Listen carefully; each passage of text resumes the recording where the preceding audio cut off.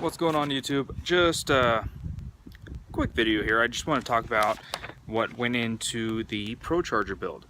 But I've actually set up an interview with Glen, the owner of RPM, and he's also the tuner of my car. So I got an interview set up with him next week. So I'm just going to talk about just the parts that went in, but in that interview he's actually going to go into detail about what it took for the install and what he did in the way of tuning.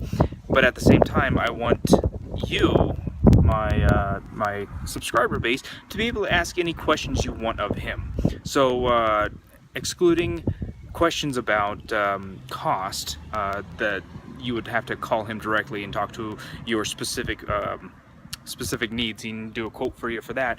But any questions regarding differences between like a P1 and a D1 ProCharger, or even if you want to talk about Magnuson ProChargers or Magnuson Superchargers, or just even stay naturally aspirated, what exhaust system should you use for your car for what application you need? So if you have a question that you want me to ask him, post it in the comment section below, and I will ask him the question during my interview and hopefully get you the answers that you want.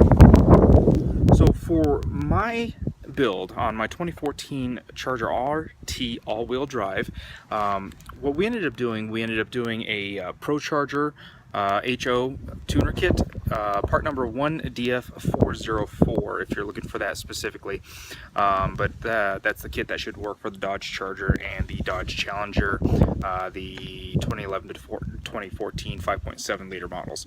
I did an add-on for my kit doing the big red race valve, which I haven't done a video of that yet, but a lot of you guys have heard the blow-off valve in videos that I've posted in the past. But that's what gives you that whooshing sound whenever you let off the throttle or whatnot.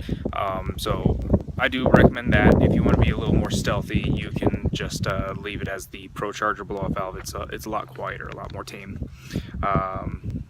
I also did the upgrade to the D1 SC kit from the P1. So you know, that's definitely an upgrade you want to look at. Just leaves options open for the future, and I believe it creates more torque anyway.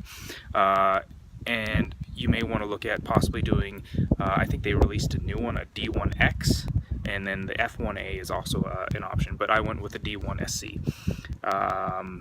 As for the fuel system, I upgraded my injectors to 60-pound injectors.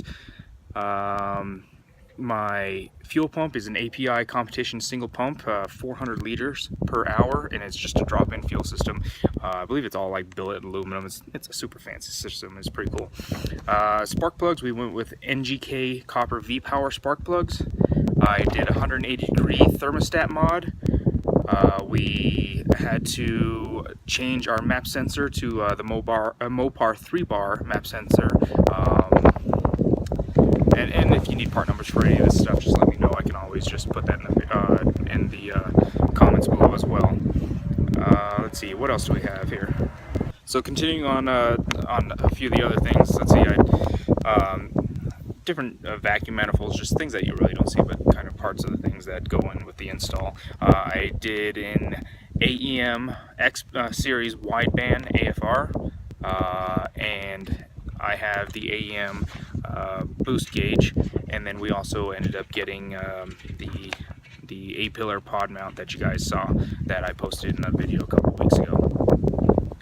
So all of those things installed here, and Glen also did his custom tune, which you know, it varies on what exactly that you want. But again, I'm not going to talk about cost on this one because the cost matters on what you're doing specifically for your purposes. Mine is kind of cost a little bit more because being, I guess, technically the world's second ProCharged all-wheel drive Charger RT, he had to do some modifications. So there's just a few extra costs in there. But you know, just in a nutshell, that's kind of what was done to my car.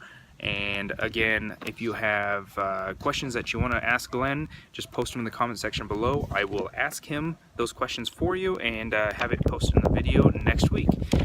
Thanks for tuning in, guys. We will catch you on the next one.